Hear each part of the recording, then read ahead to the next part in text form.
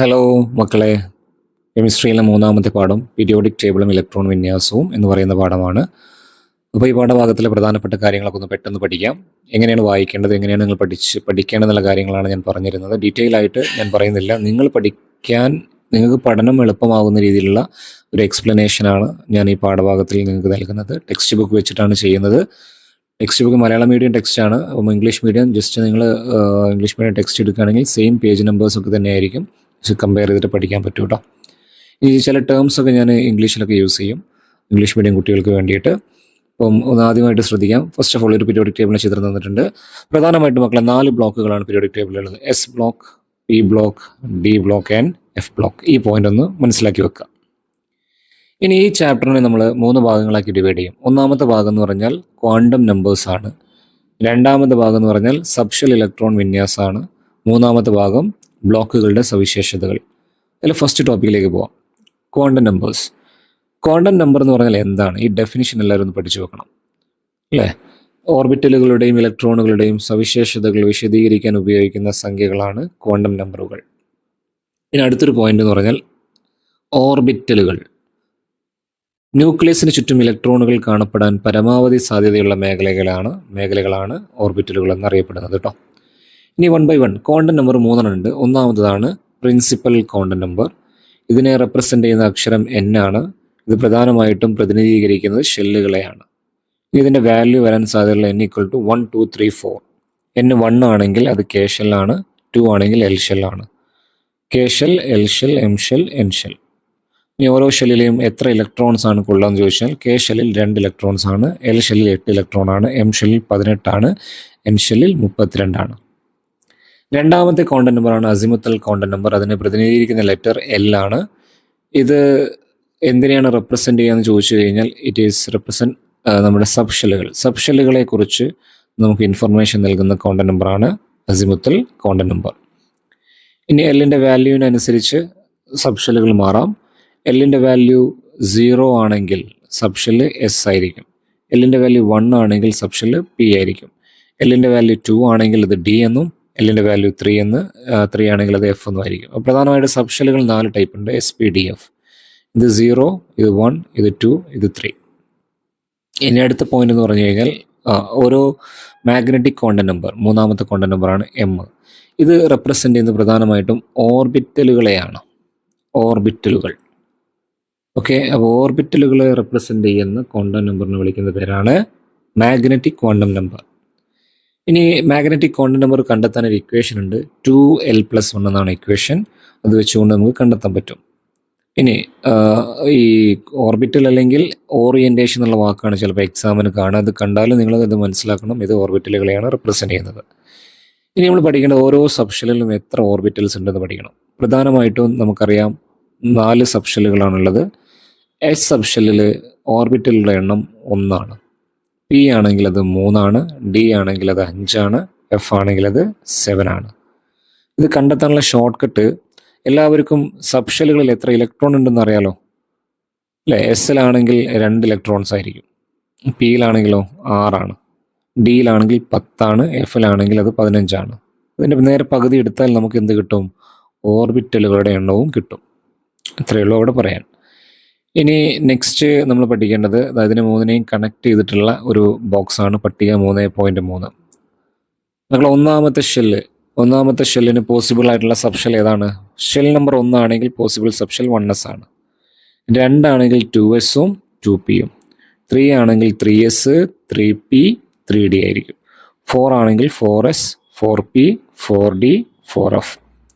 അപ്പോൾ ഒരു ഷെല്ലിന് ഒരു സബ്ഷെൽ ഉണ്ടാവുള്ളൂ. രണ്ടാമത്തെ ഷെല്ലിന് 2 സബ്ഷെൽ ഉണ്ടാവും. മൂന്നാമത്തെ ഷെല്ലുകൾക്ക് 3 സബ്ഷെല്. ഷെൽ നമ്പർ 4 ആണെങ്കിൽ അതിന് 4 സബ്ഷെല്ലുകൾ ഉണ്ടായിരിക്കും. Okay, yes. ഇനി ഷെല്ലുകളുടെ എനർജിയുടെ അടിസ്ഥാനത്തിൽ നമ്മൾ ക്രമീകരിക്കുകയാണെങ്കിൽ ഏറ്റവും എനർജി കുറവുള്ളത് K ഷെല്ലിനാണ്, പിന്നെ Lനായിരിക്കും, പിന്നെ Mനായിരിക്കും, പിന്നെ Nനായിരിക്കും. സബ്ഷെൽ വെച്ച് പറയുകയാണെങ്കിൽ S, P, D, F. Okay, ready. ഇനി നമ്മൾ പഠിക്കേണ്ട കാര്യം, ഇതൊക്കെ നമുക്ക് അറിയുന്ന കാര്യങ്ങളാണ്. ഓരോ സബ്ഷെല്ലുകളെയും ഇലക്ട്രോൺസും കാര്യങ്ങളൊക്കെയാണ് അവർ പറയുന്നത്. പിന്നെ ഇക്വേഷൻസ് ചിലപ്പോൾ എക്സാമിന് ചോദിക്കാം, ഒന്ന് പഠിച്ചു വെക്കണം, ഒന്ന് വായിച്ചു നോക്കിയാൽ മതി. ഓരോ ഷെല്ലിലെയും പരമാവധി ഓർബിറ്റലുകളുടെ എണ്ണം n², പരമാവധി ഇലക്ട്രോണുകളുടെ എണ്ണം 2n². ഇനി അപ്പോൾ പാർട്ട് 1 കഴിഞ്ഞു. ഇത്രയേ ഉള്ളൂ നമുക്ക് പാർട്ട് 1 പഠിക്കാൻ. ഇനി പാർട്ട് 2 ആണ്. പാർട്ട് 2 എന്ന് പറയുമ്പോൾ സബ്ഷെല്ലുകളിലെ ഇലക്ട്രോൺ പൂരണം, സബ്ഷെൽ ഇലക്ട്രോൺ വിന്യാസമാണ് പഠിക്കാനുള്ളത്.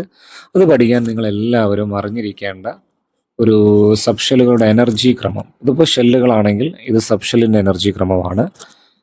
ഓക്കെ, ആ എനർജി ക്രമം നമ്മൾ എന്ത് ചെയ്യണം, ഒന്ന് പഠിക്കണം. അത് പഠിക്കാൻ നമുക്ക് സിമ്പിളായിട്ട് പഠിക്കാൻ ടെക്സ്റ്റിൽ തന്നെ ഒരു ചിത്രം തന്നിട്ടുണ്ട്. ഇത് നോക്കിയിട്ട് നമുക്ക് വളരെ സിമ്പിളായിട്ട് പഠിക്കാൻ പറ്റും.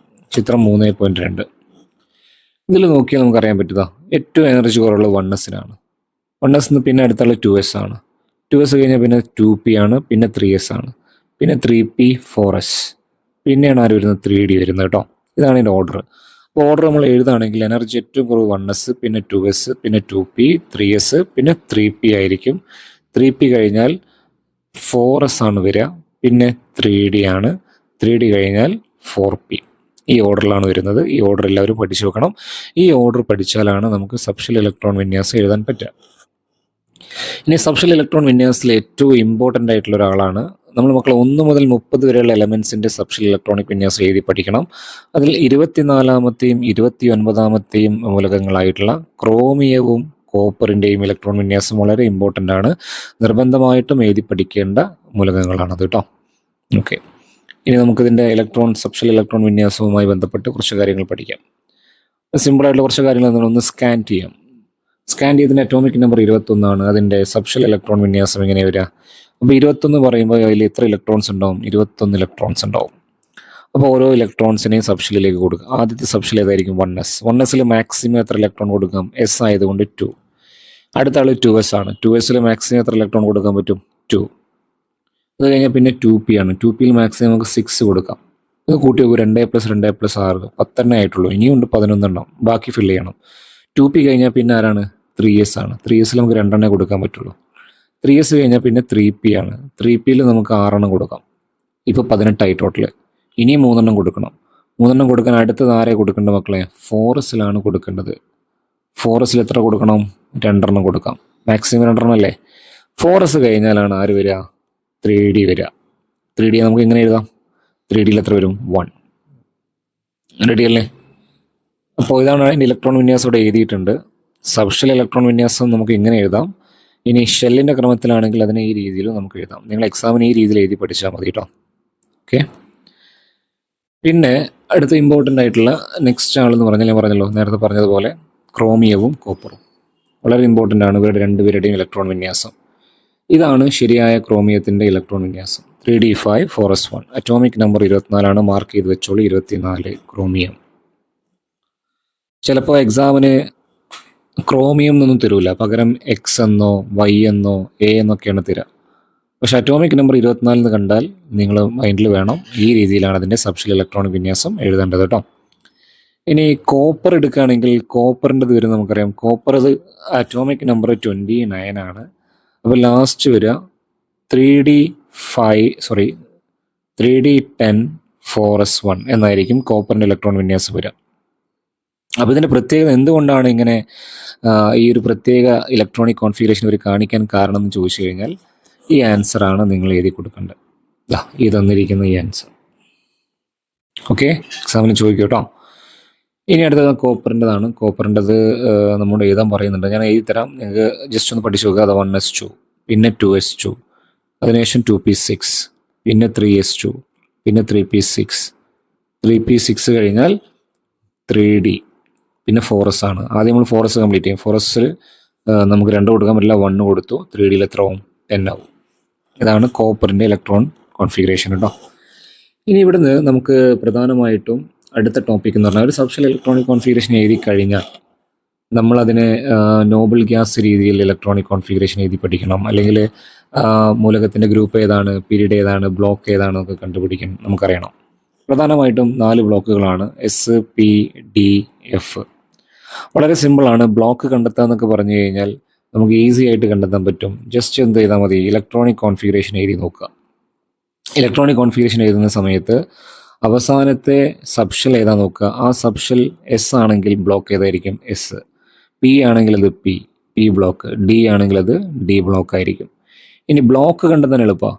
ഇനി ഓരോ ബ്ലോക്കിലും ഉൾപ്പെടുന്ന ഗ്രൂപ്പുകളെ കുറിച്ച് നമുക്കൊന്ന് പഠിക്കാം. എസ് ബ്ലോക്ക് ആണെങ്കിൽ അതിൽ ഗ്രൂപ്പ് 1ഉം ഗ്രൂപ്പ് 2 ആണ് വരുന്നത്. പിന്നെ ഡി ബ്ലോക്ക് ആണെങ്കിൽ 3 മുതൽ 12 വരെയുള്ള ഗ്രൂപ്പുകളാണ്. പി ആണെങ്കിൽ 13 മുതൽ 18 വരെ. ഓക്കെ, ഇനി എങ്ങനെയാണ് പീരീഡ് കണ്ടെത്തുക? പീരിയോഡിക്, അതായത് ഒരു സബ്ഷെൽ ഇലക്ട്രോണിക് കോൺഫിഗറേഷൻ എഴുതി കഴിഞ്ഞാൽ അതിൽ എങ്ങനെയാണ് പീരീഡ് കണ്ടെത്താൻ ചോദിച്ചു കഴിഞ്ഞാൽ വളരെ സിമ്പിളാണ്. ഏറ്റവും വലിയ ഷെൽ നമ്പർ എത്രയും നോക്കിയാൽ മതി. ഇതാ ഈ പോയിന്റാണ് തന്നിരിക്കുന്ന സബ്ഷെൽ ഇലക്ട്രോൺ കോൺഫിഗറേഷൻ. ഏറ്റവും വലിയ ഷെൽ നമ്പർ എത്രയാണോ അതായിരിക്കും അതിൻ്റെ period. For example carbon atomic number 6 ആണ്.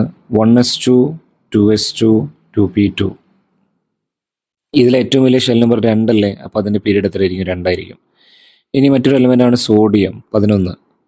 1s2 2s2 2p6 3s1 എന്നാണ് വരിക. ഏറ്റവും വലിയ ഷെൽ നമ്പർ 3 അല്ലേ, അപ്പോൾ അതിൻ്റെ പീരീഡ് 3 ആണ്. ഈ രീതിയിലാണ് അത് കണ്ടെത്തേണ്ടത്. ഇനി ഗ്രൂപ്പ് കണ്ടെത്താൻ പറഞ്ഞാൽ മക്കളെ ഓരോ ബ്ലോക്കിനും വ്യത്യസ്ത രീതിയിലാണ് ഗ്രൂപ്പ് കണ്ടെത്തുക. എസ് ബ്ലോക്ക് ആണെങ്കിൽ ബാഹ്യതമായ എസ് സബ്ഷെല്ലിലെ ഇലക്ട്രോണിൻ്റെ എണ്ണം എത്രയാണോ അത് തന്നെയായിരിക്കും അതിൻ്റെ ഗ്രൂപ്പ് നമ്പർ. ഇപ്പോൾ 4s1 ആണെങ്കിൽ ഗ്രൂപ്പ് നമ്പർ 1. ഇനി പി ബ്ലോക്ക് ആണെങ്കിൽ അതിൻ്റെ ഗ്രൂപ്പ് നമ്പർ കണ്ടെത്താൻ നമ്മൾ ചെയ്യേണ്ടത് അവസാനത്തെ, ഇതിപ്പോൾ ടെക്സ്റ്റിൽ വേറെ രീതിയിലാണ് തന്നിരിക്കുന്നത്, 10 എന്നൊക്കെയാണ് തന്നിരിക്കുന്നത്. പക്ഷെ നമ്മൾ ചെയ്യേണ്ടത് ഇപ്പോൾ ഈ ഒരു കേസ് നോക്കാം. സിലിക്കണിൻ്റെ കേസിൽ അവസാനത്തെ പിയിൽ എത്ര ഇലക്ട്രോൺസ് ഉണ്ട്? 2 ഇലക്ട്രോൺസ്. ആ 2 ഇലക്ട്രോണിനോട് കൂടി നമ്മൾ എന്ത് ആഡ് ചെയ്താൽ 12 കൂട്ടിയാൽ മതി. 12 + 2 ഗ്രൂപ്പ് കിട്ടും 14. ഈ രീതിയിലാണ് നമ്മൾ ചെയ്യേണ്ടത് കേട്ടോ. അതാകുമ്പോൾ ഒന്നുകൂടി എളുപ്പമായിരിക്കും. ടെക്സ്റ്റിൽ പറയുന്ന മെത്തേഡിൽ ചെയ്യുമ്പോൾ കൺഫ്യൂഷൻ വരാൻ സാധ്യതയുണ്ട്. അപ്പോൾ നമ്മൾ ആഡ് ചെയ്യേണ്ട നമ്പർ എത്രയാണ്? 12. ഓക്കെ, ഇനി ഡി ബ്ലോക്ക് ആണെങ്കിൽ നമ്മൾ ചെയ്യേണ്ടത് ഡിയിലെയും അതുപോലെ എസിലെയും ഇലക്ട്രോണുകൾ പരസ്പരം കൂട്ടിയാൽ മതി. ഡി ബ്ലോക്ക് ആണെങ്കിൽ ബാഹ്യതമായ എസിലെയും അതുപോലെ തൊട്ട് മുമ്പുള്ള ഡി സബ്ഷെല്ലിലെയും ഇലക്ട്രോണുകളുടെ എണ്ണം കൂട്ടിയാൽ നമുക്ക് ഡി ബ്ലോക്കിലെ എലമെൻസിൻ്റെ ഗ്രൂപ്പ് കിട്ടും. ഓക്കെ അല്ലേ? ഇനി അടുത്ത പീരിയോഡിക് ടേബിളിലെ അയോണീകരണ എൻതാൽപ്പി എന്ന് പറഞ്ഞ ടോപ്പിക്കുണ്ട്. അയോണീകരണ എൻതാൽപ്പിയിൽ ഒറ്റ കാര്യം പഠിച്ചാൽ മതി. ഇതാ പീരിയോഡിക് ടേബിളിലെ ചിത്രം ഇവിടെ ഉണ്ട്. അയോണീകരണ എൻതാൽപ്പി എന്ന് പറയുമ്പോൾ മക്കളെ പീരിയോഡിക് ടേബിളിൽ താഴോട്ട് വരുംതോറും അയോണീകരണ എൻതാൽപ്പി കുറയും, ഡിക്രീസ് ആവും. ഓക്കെ, ഇനി പീരിയോഡിക് ടേബിളിൽ ഇവിടുന്ന് ലെഫ്റ്റിൽ നിന്ന് ഇങ്ങനെ റൈറ്റിലേക്കാണ് പോകണമെങ്കിൽ അയോണീകരണ എൻതാൽപ്പി ഇൻക്രീസ് ആവും. അത് പഠിച്ചു വെക്കാം. ഇടത്തുനിന്ന് വലത്തോട്ട് പോകും തോറും അത് കൂടും, താഴോട്ട് വരും തോറും അയോണീകരണ എൻതാൽപ്പി കുറയും. എക്സാമിന് ചിലപ്പോൾ അതിൻ്റെ ഡെഫിനിഷൻ ചോദിക്കാൻ സാധ്യതയുണ്ട്. എന്താണ് അയോണീകരണ എൻതാൽപ്പി?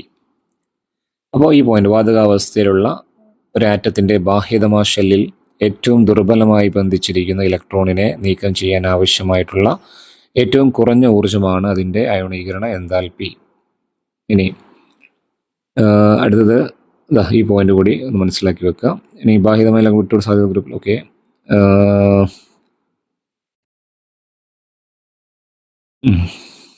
റെഡിയല്ലേ? ഇനി ഇത്രയും കാര്യങ്ങളാണ് ആ ടോപ്പിക്കിൽ പഠിക്കാനുള്ളത്. അടുത്തത് ബ്ലോക്കുകൾ. ഓക്കെ, അപ്പോൾ നമ്മൾ പാർട്ട് 1ഉം പാർട്ട് 2ഉം പഠിച്ചു കഴിഞ്ഞു. പാർട്ട് 1 എന്ന് പറഞ്ഞു കഴിഞ്ഞാൽ നേരത്തെ പറഞ്ഞ പോലെ ക്വാണ്ടം നമ്പർ ആയിരുന്നു. പാർട്ട് 2 എന്ന് പറഞ്ഞു കഴിഞ്ഞാൽ സബ്ഷെൽ ഇലക്ട്രോൺ വിന്യാസവും പ്ലസ് ഗ്രൂപ്പ്, പീരീഡ്, ബ്ലോക്ക് കണ്ടെത്തുക എന്നുള്ള കാര്യങ്ങളൊക്കെയാണ് പഠിക്കാനുണ്ടായിരുന്നത്. പിന്നെ ഒരു കാര്യം കൂടി പഠിക്കാനുണ്ട് ഈ ടോപ്പിക്കിൽ, ഇവിടെ പ്രത്യേകിച്ച് പറയുന്നില്ല. നോബൽ ഗ്യാസ് വെച്ചുകൊണ്ട് ഇലക്ട്രോൺ വിന്യാസം എഴുതാൻ. നോബൽ ഗ്യാസ് വെച്ചുകൊണ്ട് ഇലക്ട്രോൺ വിന്യാസം എഴുതാൻ പറഞ്ഞാൽ ഈ ഒരു ഷോർട്ട് ഫോം എല്ലാവരും പഠിച്ചു വെക്കുക. ഹേയ്, നീ ആരാണ്? ഹേ എന്ന് പറഞ്ഞാൽ ഹീലിയം. HE, ആ HE റെപ്രസെൻ്റ് ചെയ്യുന്നത് മക്കളെ ഹീലിയത്തെയാണ്, ഹീലിയം. നീ എന്ന് പറയുമ്പോൾ NE, നിയോൺ. AR, argon. അപ്പോൾ ഹീലിയം, നിയോൺ, ആർഗൺ എന്നിവരാണ് നോബൽ ഗ്യാസസ്. ഇത് വെച്ചിട്ട് ചിലപ്പോൾ ഇലക്ട്രോൺ വിന്യാസം എഴുതാനൊക്കെ ചോദിക്കാം. അപ്പോൾ നിങ്ങളത് എഴുതണം. ഇനി നെക്സ്റ്റ് നമുക്ക് അടുത്ത ടോപ്പിക്കിൽ എന്ന് പറഞ്ഞാൽ ബ്ലോക്കുകളുടെ സവിശേഷതകളാണ്. അതിൽ ഒന്നാമത്തെ ബ്ലോക്കാണ് എസ് ബ്ലോക്ക്. എസ് ബ്ലോക്കിൻ്റെ സവിശേഷത എന്തൊക്കെയെന്ന് ചോദിച്ചു കഴിഞ്ഞാൽ, ഒന്ന് ആൽക്കലി ലോഹങ്ങളും ആൽക്കലൈൻ എർത്ത് ലോഹങ്ങളും കാണപ്പെടുന്നു. ഇനി പ്രധാനമായിട്ടും കാണിക്കുന്നത് +1 +2 ഓക്സീകരണ അവസ്ഥകളാണ് കാണിക്കാറ്. ഇനി പൊതുവെ ഒരു ഖരാവസ്ഥയിലാണ് കാണപ്പെടാറ്. പിന്നെ അതുപോലെ അയോണീകരണ ഊർജ്ജം വളരെ കുറവായിരിക്കും. ഇതൊക്കെയാണ് ഇവിടെ പഠിക്കാനുള്ളത്. ഇനി പി ബ്ലോക്ക് ആണെങ്കിൽ പി ബ്ലോക്കിലെ ഗ്രൂപ്പ് എന്ന് പറയുമ്പോൾ 13 മുതൽ 18 വരെയുള്ള ഗ്രൂപ്പുകളാണ്. ഇനി ഇവിടെ ലോഹങ്ങളും അലോഹങ്ങളും ഉപലോഹങ്ങളൊക്കെ കാണപ്പെടുന്നു. ഖരം, ദ്രാവകം, വാതകം എന്നീ 3 അവസ്ഥയിലും കാണപ്പെടുന്നുണ്ട്. പിന്നെ ഇവർക്ക് പോസിറ്റീവും നെഗറ്റീവ് ഓക്സീകരണ അവസ്ഥ കാണപ്പെടാറുണ്ട്. പിന്നെ അതുപോലെ അയോണീകരണ എൻതാൽപ്പി വളരെ കൂടുതലായിരിക്കും. ഇനി ഡി ബ്ലോക്ക് ആണെങ്കിൽ സംക്രമണ മൂലകങ്ങൾ അഥവാ ട്രാൻസിഷൻ എലമെന്റ്സ് എന്നാണ് അവർ അറിയപ്പെടാറ്. 3 മുതൽ 12 വരെയുള്ള ഗ്രൂപ്പുകളാണ്. പിന്നെ ബാഹിതമ ഷെല്ലിന് തൊട്ട് ഉള്ളിലുള്ള, അതായത് പെനൾട്ടിമേറ്റ് ഷെല്ലിലാണ് ഇലക്ട്രോൺ ഫില്ലിംഗ് നടക്കുന്നത്. ഇവരെല്ലാവരും ലോഹങ്ങളാണ്. പിന്നെ പൊതുവെ ഇവർ വ്യത്യസ്ത ഓക്സീകരണാവസ്ഥ കാണിക്കാറുണ്ട്. അതുപോലെ തന്നെ വ്യത്യസ്ത ഓക്സീകരണാവസ്ഥയാണ് ഇവർ കാണിക്കാറ്. പിന്നെ നിറമുള്ള സംയുക്തങ്ങളും ഇവർ രൂപപ്പെടുത്താറുണ്ട്. ഓക്കെ, ഇനി ഇവിടെ ഓക്സീകരണ നമ്പർ കണ്ടെത്താനുള്ള ചോദ്യങ്ങളൊക്കെ വരാം. For example FeCl2, FeCl3. ഇത് വളരെ സിമ്പിളാണ് മക്കളെ. ഇങ്ങനെ ഒരു ചോദ്യം വന്നു കഴിഞ്ഞാൽ ആദ്യം നിങ്ങൾ ചെയ്യേണ്ടത്, ഞാൻ പറയുന്ന ഈ 2 എലമെന്റ്സിന്റെ ഓക്സീകരണ അവസ്ഥ ബൈഹാർട്ട് ചെയ്യാം. ഒന്ന് ഓക്സിജൻ ആണ്, അത് -2 ആണ്. പിന്നെ ക്ലോറിൻ -1. ഇത് രണ്ടും പഠിച്ചു കഴിഞ്ഞാൽ ചോദിക്കുന്ന എല്ലാ ഓക്സീകരണ അവസ്ഥയുടെ ചോദ്യങ്ങളും നിങ്ങൾക്ക് ചെയ്യാൻ പറ്റും. അത് വളരെ സിമ്പിളായിട്ടൊന്ന് ചെയ്ത് നോക്കാം. ഇപ്പോൾ അവിടെ ടെക്സ്റ്റിൽ പറഞ്ഞിരിക്കുന്നത് FeCl2 അല്ലെ, FeCl2 ആൻഡ് FeCl3. ഇതിൽ Feയുടെ ഓക്സീകരണാവസ്ഥ കണ്ടെത്തണം. ഒന്നുമില്ല, നമുക്ക് ക്ലോറിൻ്റെ നമുക്ക് ഓൾറെഡി അറിയാം -1 ആണ്. എത്ര ക്ലോറിൻ ഉണ്ടാവുക? 2 ക്ലോറിൻ അല്ലേ. ഒരു ക്ലോറിൻ ആണെങ്കിൽ -1 ചാർജ് ആയിരിക്കും, 2 ക്ലോറിൻ ആണെങ്കിൽ ഇവിടെ -2 ചാർജ് വരും. ഇവിടെ ഉള്ളത് -2 ആണെങ്കിൽ തൊട്ട് മുമ്പിലുള്ള ആറ്റത്തിൻ്റെ എന്തായിരിക്കും? അതിൻ്റെ സെയിം പോസിറ്റീവ് ചാർജ് ആയിരിക്കും, +2. അപ്പോൾ ഇവിടെ Fe +2 ആണ്. അങ്ങനെയാണ് ഇത് നിങ്ങൾക്ക് ചെയ്യാൻ പറ്റും. ഇവിടെ എന്തായിരിക്കും? -3. അപ്പോൾ ഇവിടെ എന്തായിരിക്കും? +3. ഈ രീതിയിലാണ് ഓക്സീകരണാവസ്ഥ കണ്ടെത്തേണ്ടത്. റെഡിയല്ലേ? അപ്പോൾ ഇതാ ചോദ്യമുണ്ട്. FeCl2ൽ Feയുടെ ഓക്സീകരണാവസ്ഥ Fe2+, രണ്ടാമത്തേൽ Fe3+. ഓക്കെ, ഇനി അങ്ങനെയാണെങ്കിൽ അതിൻ്റെ ഇലക്ട്രോൺ വിന്യാസം എഴുതാൻ ചോദിക്കാം. Feയുടെ ഏതാണ് എഴുതണമെങ്കിൽ അതെന്തായിരിക്കും? 1s2 ഇങ്ങനെ എഴുതിയിട്ട് 4s2 വരെ എഴുതണം. കാരണം 26 ഇലക്ട്രോൺസ് ഉണ്ട്. Fe2+ ആയി മാറുമ്പോൾ നമ്മൾ 2 ഇലക്ട്രോൺസ് കൊടുക്കും. അപ്പോൾ അത് 24 ഇലക്ട്രോണേ അവിടെ ഉണ്ടാവുള്ളൂ. ആ 2 ഇലക്ട്രോൺ പോവുക എവിടെ നിന്നാണ്? 4s എന്നാണ് പോവുക. അപ്പോൾ ഇലക്ട്രോണിക് കോൺഫിഗറേഷൻ എഴുതാൻ ചോദിച്ചു കഴിഞ്ഞാൽ ആ 4s നിങ്ങൾ എഴുതണ്ട, ബാക്കി 3d6 വരെ എഴുതി കൊടുക്കുക. ഇനി FeCl3യിൽ എഴുതാൻ പറയുകയാണെങ്കിൽ 4s 3 ഇലക്ട്രോൺ +3 ആണ്. +3 എന്ന് പറയുമ്പോൾ 3 ഇലക്ട്രോണും അത് വിട്ടുകൊടുക്കുന്നുണ്ട്. ഈ 3 ഇലക്ട്രോണിൽ 2 എവിടെ നിന്ന് പോകണം? 4s എന്ന് പോകണം, 1 3d എന്നും പോകണം. അപ്പം ലാസ്റ്റ് നമുക്ക് വരുന്ന 3d5 എന്ന രീതിയിലാണ് അതിൻ്റെ ഇലക്ട്രോൺ വിന്യാസം ചെയ്തത്. ഇതേപോലെ പല കേസിലും ചോദിക്കാം. അപ്പോൾ MnCl2ൽ മാംഗനീസിൻ്റെ ഓക്സീകരണാവസ്ഥ എത്രയും മക്കളെ? +2 എന്ന് തന്നിട്ടുണ്ട്. എങ്ങനെ കണ്ടെത്താം? Cl -2 വരെ 2 ക്ലോറിൻ, അപ്പോൾ ഇത് +2. ഇനി അടുത്ത് MnO2 ഓക്സിജൻ ആണ്. നമുക്കറിയാം ഒരു ഓക്സിജൻ്റെ ഓക്സീകരണാവസ്ഥ -2 ആണ്. 2 ഓക്സിജൻ എത്രയായിരിക്കും? -4. ഇത് -4 ആണെങ്കിൽ ഇത് +4. ഇനി Mn2O3 ഇവിടെ -6, 3 ഓക്സിജൻ, അപ്പോൾ ഇവിടെ എന്തായിരിക്കും? +6. 2 മാംഗനീസിനാണ് +6, അപ്പോൾ ഒരു മാംഗനീസ് ആണെങ്കിൽ അത് +3. ഇനി ഇവിടെ -14 എന്ന് വരും, ഇവിടെയോ +14 എന്ന് വരും. 2 മാംഗനീസിനാണ് +14, അപ്പോൾ ഒരു മാംഗനീസിന് +7. ഇങ്ങനെയാണ് ഇത് ചെയ്യേണ്ടത് കേട്ടോ. ഓക്കെ, അത് അടിസ്ഥാനത്തിൽ ഇതിൻ്റെ ഇലക്ട്രോണിക് കോൺഫിഗറേഷൻ ഇതാ അയോണിൻ്റെ സബ്ഷെൽ ഇലക്ട്രോണിക് വിന്യാസം എഴുതി പഠിക്കണം. ഓക്കെ, ഇനി നിറമുള്ള സംയുക്തങ്ങൾ രൂപപ്പെടാറുണ്ട്. Copper sulphate, potassium permanganate, potassium dichromate, ഇവർക്കൊക്കെ നിറമുള്ള സംയുക്തങ്ങളാണ്. കോപ്പർ സൾഫേറ്റ് എന്ന് പറഞ്ഞാൽ നീല നിറമാണ്, പിന്നെ ഇത് പർപ്പിളാണ്. ഓക്കെ, അത് പഠിച്ചു വെക്കാം. ഇനി F ബ്ലോക്ക് എന്ന് പറയുമ്പോൾ F ബ്ലോക്കിലെ മൂലകങ്ങൾ, ആദ്യത്തെ പോയിന്റ് അവരെ അറിയപ്പെടുന്ന അന്തസംക്രമണ മൂലകങ്ങൾ എന്നാണ് അറിയപ്പെടാറ്. ഇനി അവസാനത്തെ ഇലക്ട്രോൺ ഫില്ല് ചെയ്യുന്നത് ബാഹ്യമായ ഷെല്ലിന് തൊട്ട് ഉള്ളിലുള്ള ഷെല്ലിലായിരിക്കും. ഓക്കെ, ഇനി ഇതിൽ 6ാം പീരീഡിലെയും 7ാം പീരീഡിലെയും 6ാം പീരീഡും 7ാം പീരീഡും കാണപ്പെടുന്നത് F ബ്ലോക്കിലാണ്. ഇനി അവർ അറിയപ്പെടുന്ന പേര് 6ാം പീരീഡിലെ മൂലകങ്ങൾ ലാന്തനോയിഡ്സും 7ാമത്തെ പീരീഡ് ആക്ടിനോയിഡ്സും എന്നാണ് അറിയപ്പെടുന്നത്. ലാന്തനോയിഡ്സും ആക്ടിനോയിഡ്സും. ഇനി ഇവയും വ്യത്യസ്ത ഓക്സീകരണാവസ്ഥ കാണിക്കാറുണ്ട്. ആക്ടിനോയിഡുകൾ അറിയപ്പെടുന്നത് റേഡിയോ ആക്റ്റീവ് മൂലകങ്ങളായിട്ടാണ്, അല്ലെങ്കിൽ മനുഷ്യനിർമ്മിത മൂലകങ്ങൾ. പിന്നെ ഇവിടെ പോയിന്റ്സ് യുറേനിയം, തോറിയം, പ്ലൂട്ടോണിയം തുടങ്ങിയ മൂലകങ്ങൾ ന്യൂക്ലിയർ റിയാക്ടറുകളിൽ ഇന്ധനമായിട്ട് ഉപയോഗിക്കാറുണ്ട്. പിന്നെ ശക്തിയേറിയ കാന്തം നിർമ്മിക്കാൻ നിയോഡിമിയം എന്ന് പറയുന്ന ഒരു മൂലകം ഉപയോഗിക്കാറുണ്ട്. പിന്നെ ചില മൂലകങ്ങൾ പെട്രോളിയം വ്യവസായത്തിൽ ഉൽപ്രേരകമായിട്ട് ഉപയോഗിക്കുന്നു, അത് സീറിയം, ലന്താനം. ഇത്രയേ ഉള്ളൂ ഈ ചാപ്റ്റർ. ഈ രീതിയിലാണ് ചാപ്റ്റർ നിങ്ങൾ പഠിക്കേണ്ടത്. പഠിച്ചു കഴിഞ്ഞിട്ട് ഇതിൻ്റെ വിലയിരുത്താമോ എന്നുകൂടി നിങ്ങൾ ചെയ്തു നോക്കണം. Okay, ready. അപ്പോൾ ഇത്രയും കാര്യങ്ങൾ പഠിച്ചാൽ 3ാമത്തെ പാഠം കംപ്ലീറ്റ് ആയി. വീണ്ടും പറയാണ്, 3 part. First quantum number, second part subshell electron വിന്യാസം, ഗ്രൂപ്പ്, പീരീഡ്, ബ്ലോക്ക് കണ്ടെത്തുക, പിന്നെ അയണീകരണ എൻതാൽപ്പിയും, ലാസ്റ്റ് പാർട്ട് ബ്ലോക്കുകളുടെ സവിശേഷതകൾ. മക്കളെ വളരെ എളുപ്പത്തിൽ നമുക്ക് മാർക്ക് സ്കോർ ചെയ്യാൻ പറ്റുന്നൊരു പാഠമാണിത്. ഏത് ചോദ്യം ചോദിച്ചാലും എഴുതാൻ പറ്റണം. സെൻറ്റൻസ് ക്വസ്റ്റ്യൻസ് ഒക്കെ വരാം, അപ്പോൾ ഇതുപോലുള്ള ചോദ്യങ്ങളൊക്കെ വരാം. അതൊക്കെ നമ്മൾ പ്രാക്ടീസ് ചെയ്യണം. ചെയ്ത് കഴിഞ്ഞാൽ ഈ പാഠം നമുക്ക് എളുപ്പത്തിൽ സ്കോർ ചെയ്യാൻ പറ്റും. ഓക്കെ, അപ്പോൾ നന്നായിട്ട് പഠിക്കുക. എക്സാമൊക്കെ നല്ല ഉഷാറായിട്ട് എഴുതാം.